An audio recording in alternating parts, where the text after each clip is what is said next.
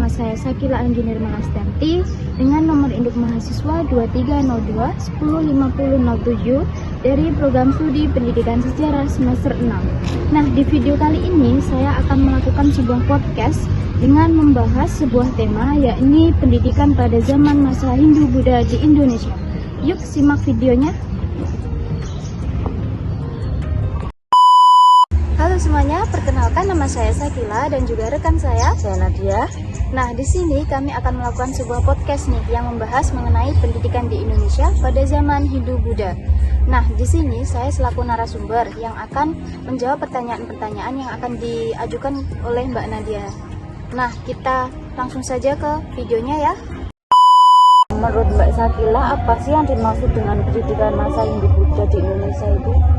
Kalau menurut saya, pendidikan pada masa Hindu-Buddha di Indonesia ini adalah sebuah sistem pembelajaran yang berkembang di Indonesia ini melalui pengaruh ajaran agama Hindu-Buddha yang dibawa oleh pedagang India yang masuk ke Indonesia pada abad ke-4 Masehi. Nah, untuk pendidikan pada masa itu lebih berpusat pada ajaran agama Hindu-Buddha yang kayak berfokus pada ajaran agamanya aja. Terus ada juga yang pelajaran yang mengenai kesusastraan, filsafat, moral, serta keterampilan pemerintahan. Lalu ada beberapa kegiatan pendidikan pada masa itu seperti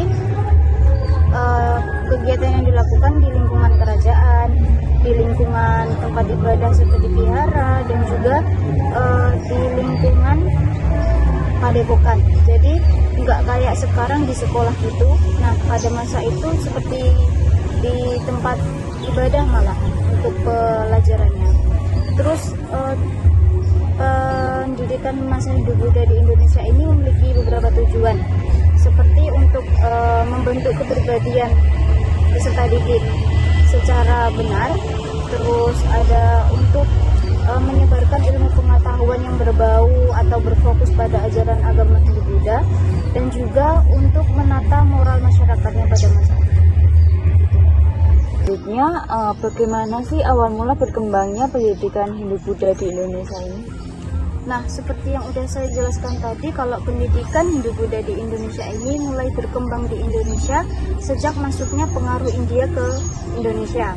Nah, masuknya pengaruh India ke Indonesia ini terjadi pada abad ke-4 Masehi dan dibawa oleh para pedagang, musafir, dan juga pendeta yang pada saat itu menganut ajaran tersebut.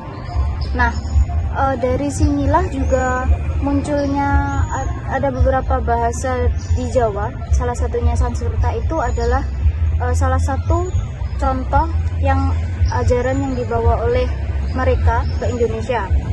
Nah, selain itu juga dari sinilah muncul juga pusat-pusat pendidikan yang mengajarkan tentang kitab suci, filsafat, moral, dan juga budaya India.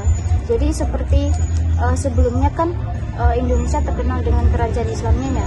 Nah, setelah masuknya ajaran agama India ke Indonesia ini, mulailah muncul beberapa kerajaan yang menganut ajaran agama Hindu dan juga Buddha, seperti kerajaan Kutai, kerajaan Tarumanegara, kerajaan Sriwijaya, dan juga kerajaan Majapahit. Jadi melalui kerajaan inilah kayak ajaran agama Hindu dan juga Buddha ini mulai berkembang di Indonesia. Selanjutnya, siapa saja sih yang berperan penting dalam pendidikan masa Hindu-Buddha itu? Ada 2 orang ya yang berperan penting dalam pendidikan ini. Kalau dari Hindu itu berasal dari kaum Brahmana, seperti kaum bangsawan yang bisa menjadi guru. Kalau untuk kaum-kaum di bawahnya itu nggak bisa. Kan kita mengenalkan kalau ajaran Hindu itu mengenal sistem kasta. Jadi ada 3 sistem kasta seperti Brahmana, Ksatria, dan juga Weda. Nah, dari Weda ini kan yang terendah itu nggak bisa jadi guru, hanya dari kaum teratas saja, yakni Brahmana. Terus yang kalau dari ajaran Buddha itu yang berperan penting yakni adalah biksu. Nah, kedua orang tadi yang Brahmana dan juga biksu, selain untuk menjadi guru, mereka juga menjadi sebagai penasehat raja dan juga sebagai penyebar ilmu pengetahuan. Nah, para peran para tokoh tadi itu mengajarkan beberapa pelajaran seperti sastra, hukum, dan juga upacara keagamaan menurut kepercayaan mereka. Terus kalau untuk biksu sendiri itu mengajarkan ajaran agama Buddha, filsafat, meditasi, dan juga nilai kemanusiaan. Nah, selain itu raja juga memiliki peran penting karena mendukung pendidikan pada masa itu ya, seperti mencarikan bangunan yang bisa digunakan sebagai tempat pembelajaran, seperti kayak tadi padepokan, asrama, dan juga vihara. Nah, seperti itu, Mbak. Di mana saja sih kegiatan pendidikan pada masa Hindu-Buddha itu biasanya dilakukan? Seperti yang udah saya katakan tadi, ada beberapa tempat yang dijadikan sebagai tempat pembelajaran. Kalau untuk seperti di padepokan, terus ada di asrama, dan juga ada di vihara. Selain itu ada juga tempat yang berada di lingkungan kerajaan. Terus untuk dalam agama Hindu, pendidikan biasanya berlangsung di padepokan yang dipimpin oleh seorang brahmana. Tadi yang sudah saya sebutkan sebelumnya ya. Nah, para murid ini tinggal bersama guru mereka untuk belajar ilmu agama dan juga kehidupan sehari-hari. Jadi para murid yang diajar ini tidak hanya belajar tentang tadi seperti spiritual, moral, dan selain itu juga belajar tentang bagaimana menjalani kehidupan sehari-hari dengan baik. Nah, untuk dalam ajaran agama Buddha, pendidikan ini bisa banyak dilakukan di tempat ibadah seperti vihara dan juga biara yang menjadi pusat pembelajaran agama juga.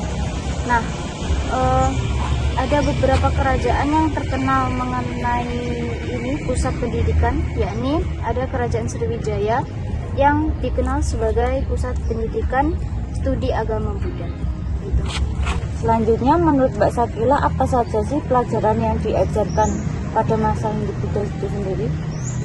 Kalau menurut saya, materi pendidikan pada masa Hindu-Buddha itu ada cukup beragam ya, terutama berkaitan dengan agama dan juga kebudayaan yang dianut oleh ajaran agama Hindu dan juga Buddha. Ada beberapa pelajaran lain yang diajarkan dalam pendidikan ini seperti kitab suci Weda, Tripitaka, bahasa Sanskerta tadi, filsafat, etika, sastra, seni, astronomi, pemerintahan, dan juga ilmu perang. Jadi pendidikan pada masa itu tidak hanya berfokus pada pengetahuan, pada moral, tapi juga diajarkan untuk gimana caranya kita bisa perang. Jadi untuk melindungi diri kita gitu. Nah, selain itu para murid pada masa itu juga diajarkan sebagai seperti ilmu disiplin, ilmu kehidupan spiritual untuk menjalani kehidupan mereka dengan baik, dan juga memikirkan apa yang kita peroleh dari perlakuan kita sebelumnya gitu. Jadi kayak sistem karma. Oke semuanya, mungkin itu saja ya yang bisa saya sampaikan mengenai pendidikan pada masa Hindu-Buddha di Indonesia. Dan terima kasih juga kepada rekan saya Mbak Nadia yang telah bersedia memberikan beberapa pertanyaan kepada saya sehingga podcast ini bisa berjalan dengan lancar. Oke, cukup sekian. Bila ada kurang lebihnya, mohon maaf yang sebesar-besarnya. Billahi taufiq wal hidayah. Wassalamualaikum warahmatullahi wabarakatuh.